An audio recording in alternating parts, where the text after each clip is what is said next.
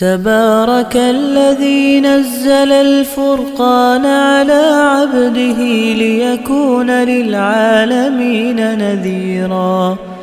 غرباء ولغير الله لا نحمل الجبال. قرآن مجید میں رب کائنات نے ایک ایسے شخص کا ذکر فرمایا جو اس شخص کے طریقے پر چلے گا اس کے لیے اللہ رب کائنات نے جنت کا وعدہ فرمایا اور فرمایا کہ میں ہمیشہ میرا وعدہ سچا ہوتا ہے. وہ قرآن مجید میں یہ جو ایک شخص کے متعلق رب کائنات نے فرمایا یہ سورہ احقاف کی آیت نمبر 15 اور 16 ہے. رب نے فرمایا وَوَصَّيْنَا الْإِنسَانَ بِوَالِدَيْهِ إِحْسَانًا. اللہ تعالیٰ فرماتا ہے کہ میں نے انسان کو یہ حکم دیا ہے کہ وہ اپنے والدین کے ساتھ حسن سلوک سے پیش آئے. اب جو اس پر عمل کرتا ہے کیوں حسن سلوک سے پیش آئے اللہ نے اس کی وجہ بھی بتا دی. فرمایا حملتہ امہ کرہن، پہلے 9 مہینے اس کی ماں اس کو اپنے پیٹ میں لیے گھومتی ہے، کتنی تکلیف کے ساتھ وہ لیٹتی بھی ہے، پیٹ میں کام کرتی ہے، ہر چیز، تو ہمیشہ اس کے پیٹ میں وہ بچہ وزن ساتھ اس کے ہوتا ہے. اگر آپ نے یہ اندازہ لگانا ہے کہ ماں کو کتنی تکلیف ہوتی ہوگی تو آپ ایک ایسے کریں، زیادہ نہیں، چھوٹا سا ایک مٹکا لے لیں، اس کو پیٹ کے اوپر کسی کپڑے سے باندھ لیں، پھر 9 مہینے اس کو اپنے پیٹ کے ساتھ رکھیں، پھر وہ آپ کو اندازہ ہوگا کہ اپنی ماں نے، آپ کی ماں نے آپ کو پیٹ میں رکھ کر کتنی تکلیف برداشت کی. پھر اللہ فرماتا ہے وَوَضَعَتْهُ كُرْهًا، پھر وہ جب اس کی ماں اس کو پیدا کرتی ہے تو اس وقت کتنی تکلیف جھیلتی ہے، زندگی اور موت کی کشمکش میں ہوتی ہے. بعض مائیں تو اس وقت مر بھی جاتی ہیں، تو اتنی تکلیف سے وہ بچے کو جنتی ہے، پھر اس کا حق نہیں ہے کہ اس کا حسن سلوک سے پیش آیا جائے. اور فرمایا وَحَمْلُهُ وَفِصَالُهُ 30 شَهْرًا، یہ ماں کے پیٹ میں رہنا اور اس کا دودھ چھڑانا 30 مہینے، ان 30 مہینے تک ماں جو ہے کتنی تکلیف کے ساتھ بچے کو پالتی ہے. بچہ پیشاب کر دیتا ہے، سخت سردی کی موسم ہوتی ہے، ماں بچے کو سوکھے میں سلاتی ہے، خود گیلے میں سوتی ہے، خود تکلیف برداشت کرتی ہے، بچے کو تکلیف نہ آئے. یہاں پر شاید کسی کے دل میں یہ آئے، ذہن میں یہ بات آئے کہ بھئی یہاں تو 30 مہینے بتایا گیا ہے دودھ پلانا اور ماں کے پیٹ میں رہنا، جبکہ دودھ پلانے کی مدت ہے 2 سال 24 مہینے، تو یہ تو پھر ماں کے پیٹ میں تو 9 مہینے بچہ ہوتا ہے اور 24 یہ پھر تو بن گئے 23 اپنے 33، تو یہ 30 کیسے بن گئے؟ تو یہ بھی بات سمجھنے کی ہے. ماں کے پیٹ میں جب حمل ٹھہرتا ہے، صحیح بخاری میں حدیث ہے، تو 3 مہینے تک وہ انسان کی صورت میں نہیں ہوتا. پہلے 40 دن یہ نطفہ ہوتا ہے، پھر اس کے بعد ایک خون کا لوتھڑا بن جاتا ہے، پھر 40 دن کے بعد وہ گوشت کی بوٹی بن جاتا ہے، ہڈیاں بنتی ہیں، 3 مہینے کے بعد وہ انسانی صورت میں آتا ہے. اور جب وہ انسانی صورت میں آتا ہے اس وقت سے اللہ نے ماں کے پیٹ میں اس کو گنا 6 مہینے، 9 مہینے میں پیدا ہو جاتا ہے، تو لہذا 6 مہینے ماں کے پیٹ میں رہا بچے کی صورت میں، اور 2 سال دودھ پلانے کے کتنے ہو گئے؟ یہ 30 مہینے. یہ قرآن مجید نے فرمایا اللہ تعالیٰ نے 30 مہینے ماں کتنی تکلیف برداشت کرتی ہے. تو اللہ نے فرمایا حتیٰ اذا بلغ اشدہ وبلغ 40 سنہ، اللہ نے فرمایا پھر وہ بچہ جو ہے نا 30 مہینے کے بعد پھر ماں باپ دونوں مل کر اس کی پرورش کرتے ہیں، ماں گھر میں اس کی دیکھ بھال کرتی ہے، اور باپ جو ہے اس کو خوش رکھنے کے لیے باہر جاتا ہے، کماتا ہے، دن کی گرمی میں، دھوپ کی گرمی میں، سخت دھوپ میں کام کار کرتا ہے کہ میں اپنے بچوں کو پڑھاؤں، اپنے بچوں کو پالوں، خود تنگ رہ کر اپنے بچوں کی ضروریات پوری کرتا ہے، والد کما کر کتنی محنت سے کما کر اس بچے پہ خرچ کرتا ہے، ان بچے کو پالتا ہے، یہ ماں باپ دونوں، ماں گھر میں باپ باہر، دونوں مل کر جب اس بچے کو پالتے ہیں، پھر یہ بچہ جوان ہو جاتا ہے، پھر جب بچے کی شادی ہو جاتی ہے، پھر شادی ہونے کے بعد پھر اس بچے کے تیور بدل جاتے ہیں، پھر یہ ماں باپ کا نہیں، یہ بیوی کا بن کر رہ جاتا ہے، نہیں بیوی کا بھی حق ہے لیکن ماں باپ کا حق اوپر ہے، اگر بیوی ناراض ہو گئی تو جنت مل جائے گی، اگر ماں باپ ناراض ہو گئے تو جنت نہیں ملے گی، یہ بہت بڑا فرق ہے۔ تو اسی لیے اللہ نے فرمایا جب یہ جوان ہو گیا، وہ بلغ 40 سنہ، یا پھر 40 سال تک پہنچ گیا، 40 سال کی عمر ہو گئی اس کی، اس کے بعد اب یہاں تک تو تھا یہ مجبور، 40 سال کا جب ہو گیا، پھر اللہ رب العزت نے فرمایا قال، پھر یہ کہتا ہے، دعائیں مانگتا ہے، پھر یہ جوان ہو کر دعائیں مانگتا ہے، رب اوزعنی ان اشکر نعمتک التی انعمت علی وعلی والدی، یا اللہ، پھر یہ دعائیں مانگتا ہے، یا اللہ جو نعمتیں آپ نے مجھے اور میرے والدین کو دی ہیں، میرے والدین کو جن نعمتوں سے نوازا ہے، مجھے جن نعمتوں سے نوازا ہے، یا اللہ مجھے ان کا شکر ادا کرنے کی توفیق عطا فرما۔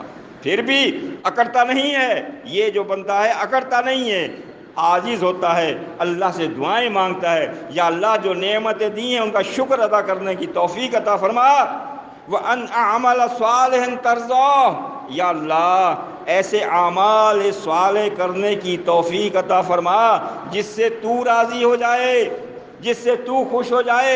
معلوم ہوا کہ انسان کوئی ایسے عمل صالح سمجھ کر کرتا ہے جس سے رب ناراض بھی ہوتا ہے، اس سے ظاہر ہے، تو یہ کیوں کہتا ہے ایسے عمل صالح کرنے کی توفیق عطا فرما جس سے تو راضی ہو جائے، یعنی یا اللہ ایسے عمل کرنے کی توفیق عطا فرما، عمل صالح جس سے تو راضی ہو جائے۔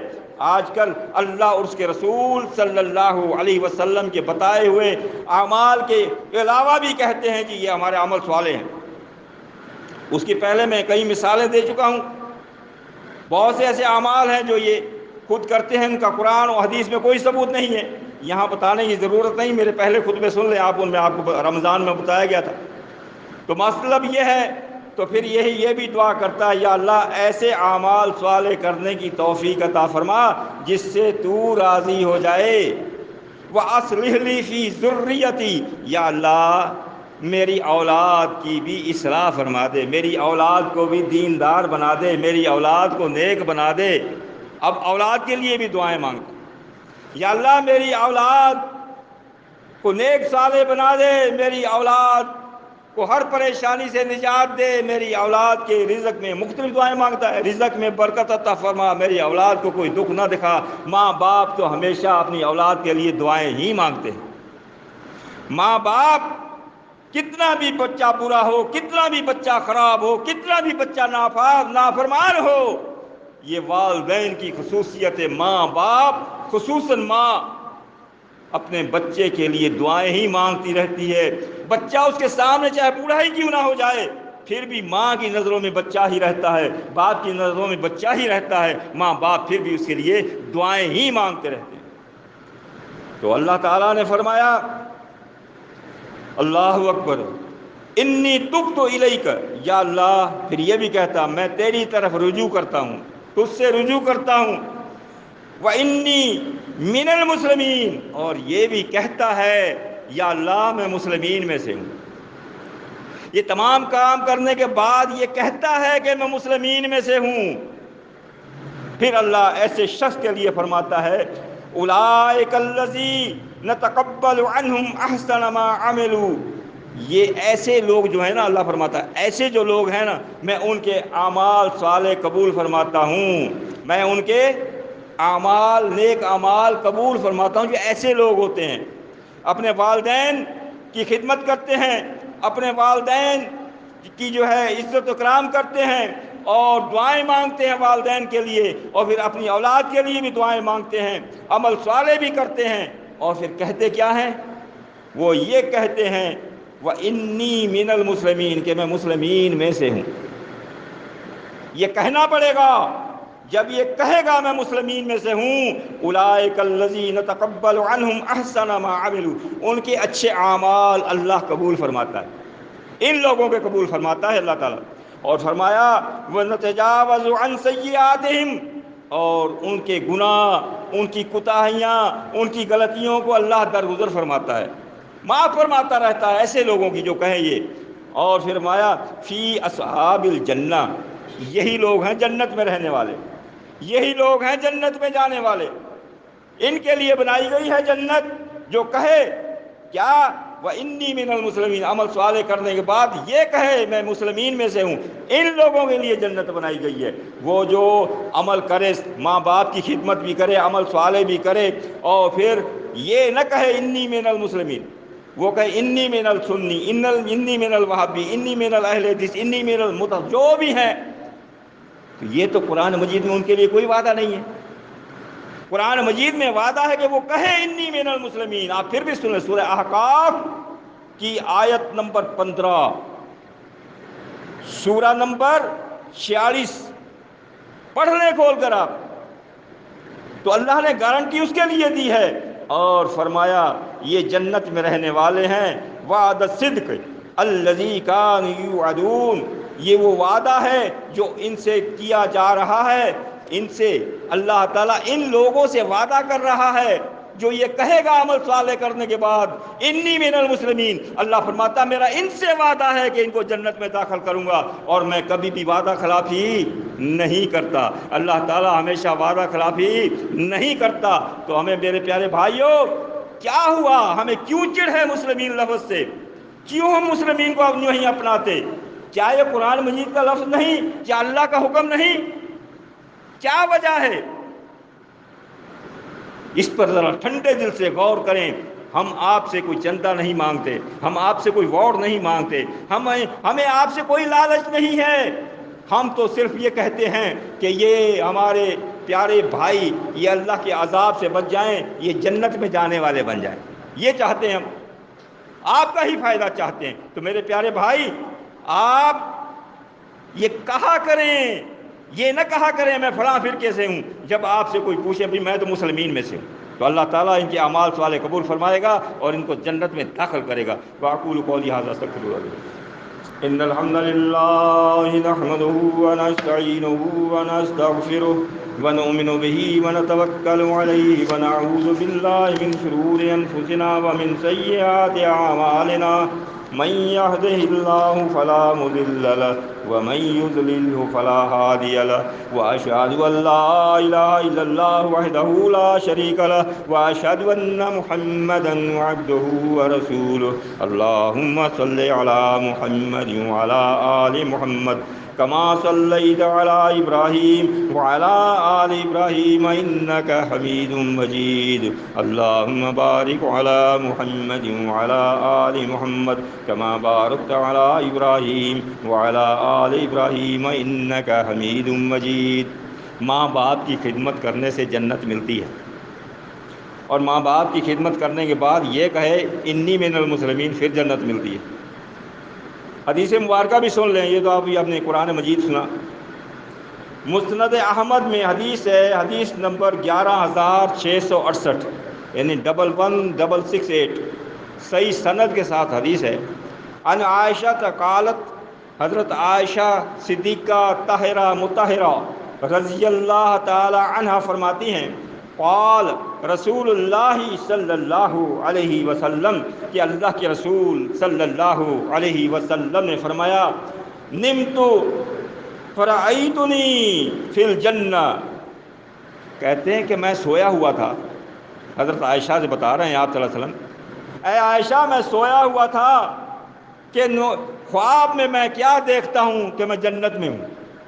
خواب میں، اللہ کے نبی کے خواب بھی سچے ہوتے ہیں، تو اللہ کے نبی صلی اللہ علیہ وسلم فرماتے ہیں کہ میں جنت میں ہوں، اپنے آپ کو جنت میں دیکھا میں نے، اور پھر جنت میں جب میں ہوں، فسمعت صوت قاری یقرأ، کہ میں وہاں کسی قاری کے پڑھنے کی قرأت، قرآن مجید کی تلاوت کی آواز سن رہا ہوں، جنت میں قرآن پڑھنے کی آواز سن رہا ہوں۔ کون فرما رہے ہیں؟ اللہ کے رسول صلی اللہ علیہ وسلم۔ کس سے فرما رہے ہیں؟ حضرت عائشہ صدیقہ طاہرہ مطہرہ رضی اللہ تعالی عنہا سے فرما رہے ہیں۔ فَقُلْتُ مَنْ هَذَا، اللہ کے رسول صلی اللہ علیہ وسلم نے فرمایا کہ میں نے فرشتوں سے پوچھا یہ آواز کس کی آ رہی ہے جنت میں تلاوت کرنے کی؟ اس کا مطلب یہ ہوا کہ آپ کو وہ نظر نہیں آ رہے تھے، صرف آواز آ رہی تھی۔ اگر نظر آتے تو پہچان لیتے فلاں صحابی، تو صرف آواز آ رہی ہے۔ تو فرشتوں سے پوچھتے ہیں یہ کون ہے؟ قالو، فرشتے کہتے ہیں ھذا حارثۃ بن النعمان، حارث بن نعمان ہے۔ یہ کون؟ حارث بن نعمان صحابی ہیں جن کی تلاوت کی آواز جنت میں اللہ کے رسول صلی اللہ علیہ وسلم کو سنائی گئی۔ فقال لها رسول اللہ صلی اللہ علیہ وسلم، یہ خواب بتانے کے بعد حضرت عائشہ فرماتی ہیں کہ اللہ کے رسول صلی اللہ علیہ وسلم نے مجھ سے فرمایا کذاک البر کذاک البر کذاک البر، آپ نے بار بار یہ فرمایا کہ اس طرح حسن سلوک کرنے کا یہ ثواب ہے، حسن سلوک اپنے ماں باپ کے ساتھ حسن سلوک کرنے والوں کا یہ اجر ہے، یہ ثواب ہے، یہ اجر ہے حسن سلوک کرنے والوں کا۔ یہ جو حارثہ بن نعمان ہے نا، وَقَانَ أَبَرُّ النَّاسُ بِأُمِّهِ، یہ تمام انسانوں سے زیادہ اپنی ماں کے ساتھ حسن سلوک کیا کرتے تھے، جس کی وجہ سے جنت میں قرآن مجید کی تلاوت کر رہے ہیں۔ کتنا بڑا اجر ہے ماں کی خدمت کرنا، ماں کے ساتھ حسن سلوک سے پیش آنا، نرمی سے پیش آنا، ان کے سامنے تنگ دل میں تنگی نہ کرنا۔ یہ آیت آ رہی ہے، دل میں تنگی نہ کرنا، یہ ہے۔ دوسری حدیث ہے، صحیح مسلم کی ہے، حدیث نمبر 6510 6510 عن ابی ہریرہ، حضرت ابو ہریرہ رضی اللہ تعالیٰ عنہ سے روایت ہے، عن النبی صلی اللہ علیہ وسلم، نبی صلی اللہ علیہ وسلم سے روایت کرتے ہوئے فرماتے ہیں قال، کہ اللہ کے رسول صلی اللہ علیہ وسلم نے فرمایا رغم انف ثم رغم انف ثم رغم انف، 3 دفعہ آپ نے فرمایا کہ کیا فرمایا؟ ناک خاک آلود ہو اس شخص کی، ناک خاک آلود ہو، پھر فرمایا ناک خاک آلود ہو، 3 مرتبہ فرمایا۔ جب آپ نے 3 مرتبہ فرمایا تو قیل من یا رسول اللہ، اللہ کے رسول صلی اللہ علیہ وسلم سے پوچھا گیا اے اللہ کے رسول صلی اللہ علیہ وسلم، وہ کون بدبخت لوگ ہیں جن کی ناک خاک آلود ہو، جس کو آپ صلی اللہ علیہ وسلم یہ کہیں اس کی ناک خاک ناک میں جو خاک میں ملے تو یہ ایک قسم کی بددعا ہی ہے۔ تو پوچھتے ہیں اللہ کے رسول وہ بدبخت کون انسان ہیں؟ قال، اللہ کے رسول صلی اللہ علیہ وسلم نے فرمایا من ادرک ابویہ عند الکبر، کہ وہ شخص جن کے سامنے ان کے والدین بڑھاپے کو پہنچے، بوڑھے ہو جائیں، ان کے والدین بوڑھے ہو جائیں، احدہما، یا دونوں میں سے ایک بوڑھا والد یا اماں ملے، او کلیہما، یا دونوں ملیں، یا ایک ہو یا دونوں ہو، یا ایک کا ذکر دونوں ہو یا ایک ہو، جب وہ بڑھاپے کو پہنچ جائیں فلم یدخل الجنہ، پھر بھی وہ جنت میں داخل نہ ہو۔ یعنی ماں باپ بھی موجود ہیں، ایک یا دونوں، تو پھر بھی وہ جنت حاصل نہیں کر سکتا۔ اللہ کے نبی نے فرمایا اس کی ناک خاک آلود ہو کہ وہ اپنے ماں باپ کی خدمت کر کے جنت حاصل نہیں کر سکا۔ تو دوسری حدیث ایک اور سن لیں، ترمذی حدیث نمبر 1900 اور ابن ماجہ میں بھی ہے حدیث نمبر 2089 یعنی 2089 حدیث نمبر ہے، صحیح سند سے ہے۔ حضرت ابی درداء رضی اللہ تعالی عنہ فرماتے ہیں سمعت رسول اللہ صلی اللہ علیہ وسلم، کہ میں نے اللہ کے رسول صلی اللہ علیہ وسلم کو یہ فرماتے ہوئے میں نے خود اپنے کانوں سے سنا۔ کیا سنا؟ اللہ کے یقول، اللہ کے رسول صلی اللہ علیہ وسلم نے فرمایا الوالد اوسط ابواب الجنت. والد جو ہے نا، یہاں صرف والد کا ذکر ہے. ابا جان جو ہے نا، والد، وہ جنت کے دروازوں میں سے بہترین دروازہ ہے. جنت کا دروازہ باپ ہے، اور ماں کے قدموں میں جنت ہے. ماں کے قدموں میں، احمد اور نسائی صحیح حدیث ہے، ماں کے قدموں میں جنت ہے اور باپ جنت کا دروازہ ہے. بھائی جنت تو جب ملے گی جب دروازے سے داخل ہوگا نا. تو اس کا مطلب یہ ہوا جب تک باپ کو بھی ناراض کرے گا دروازے سے داخل نہیں ہوگا. جنت تو مل جائے لیکن نہیں ملے گی. داخل کیسے ہوگا؟ داخل ہونے کے لیے جو ٹکٹ چاہیے، جو سرٹیفکیٹ چاہیے، جو سند چاہیے دروازے میں سے داخل ہونے کے لیے، وہ باپ کو خوش کرنا، باپ کی خدمت کرنا، اور پھر جنت میں داخل ہونے کے لیے ماں کی خدمت کرنا. کوئی ماں کی خدمت تو کرو گے تو پھر آگے فرمایا فَإِن شِئْتَ فَحَافِظْ. اب آپ کی مرضی ہے، یعنی جنت جو ہے باپ جو ہے جنت کے بہترین دروازوں میں سے ایک دروازہ ہے. فَإِن شِئْتَ فَحَافِظْ. اب جس کی مرضی ہے اس کو حفاظت کرے. عَلَى الْبَابِ او زَيِّعْ. اس بات کی حفاظت کرے یا اس کو ضائع کر دے. اب اس کی مرضی ہے. بتا تو دیا کہ باپ جو ہے جنت کے دروازوں میں سے دروازہ ہے. اب آپ کی مرضی ہے اس کی حفاظت کرو، باپ کی خدمت کرو تاکہ دروازے میں داخل ہو جاؤ، یا باپ کی خدمت نہ کر کے اس کو ضائع کر دو جنت کو. آپ کی مرضی ہے لیکن یہ دروازہ ہے. اور ترمذی میں ہی ہے حدیث نمبر 1899 1899. یہ حدیث مبارکہ ہے، سند صحیح ہے اس کی بھی. عن عبداللہ ابن عمر رضی اللہ تعالیٰ عنہ قال قال رسول اللہ صلی اللہ علیہ وسلم. حضرت عبداللہ بن عمر رضی اللہ تعالیٰ عنہ فرماتے ہیں کہ اللہ کے رسول صلی اللہ علیہ وسلم نے فرمایا رضر ربی فی رضل والد. الفاظ سنیں کہ والد کی رضا میں رب کی رضا ہے. اگر والد راضی ہو گیا تو رب بھی راضی ہو جائے گا، اگر والد ناراض ہو گیا تو رب ناراض ہو جائے گا. فرمایا رضا الرب فی رضا الوالد وسخط الرب وسخط الرب فی سخط الوالد. اور والد کی ناراضگی میں رب کی ناراضگی ہے. دونوں الفاظ فرما دیے آپ. سنیں، اگر رب کو خوش کرنا چاہتا ہے اپنے باپ کو خوش رکھ. اگر آپ کا باپ ناراض ہو گیا تو آپ سے رب ناراض ہو جائے گا، اور جس سے رب ناراض ہو گیا تو وہ جنت میں نہیں جائے گا. اس آیت مبارکہ میں آگے اللہ رب العزت نے ارشاد فرما دیا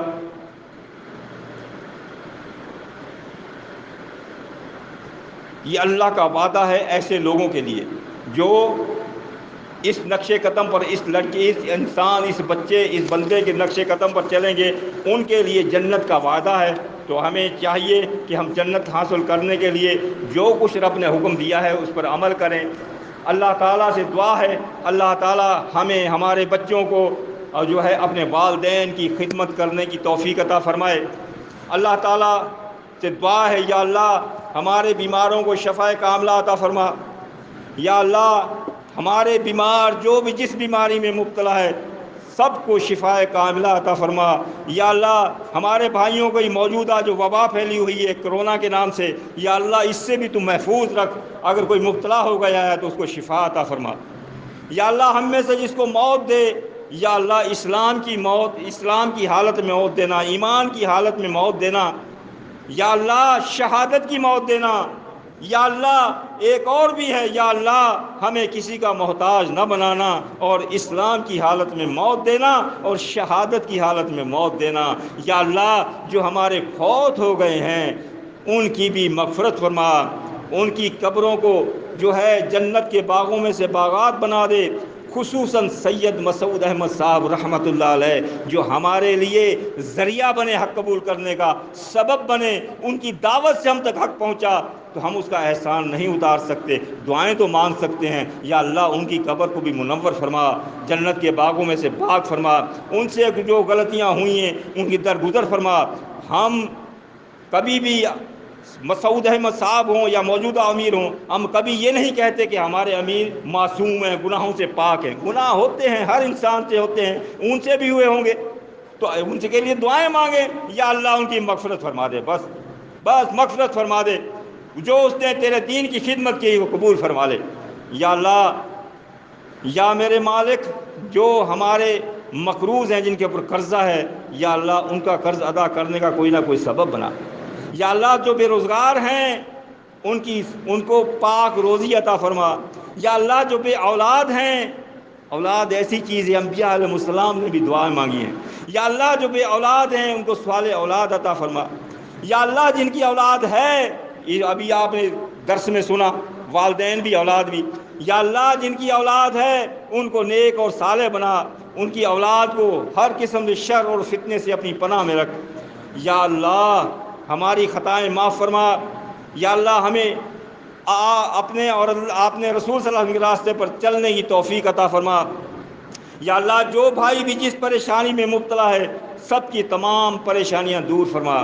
یا اللہ، اس امت کو فرقہ واریت سے نجات دے۔ یا اللہ، اس امت کے فرقوں کو یہ سمجھنے کی توفیق دے کہ یہ تمام فرقے واراں اپنے مذاہب مسالک نام چھوڑ کر یا اللہ تیرے رکھے ہوئے نام پر ایک ہو جائیں، متحد ہو جائیں، ایک جماعت بن جائیں۔ یقین جانیے جب تک یہ ایک جماعت نہیں بنیں گے یہ کامیاب زمین پر نہیں ہو سکتے، یہ گارنٹی ہے رب کی۔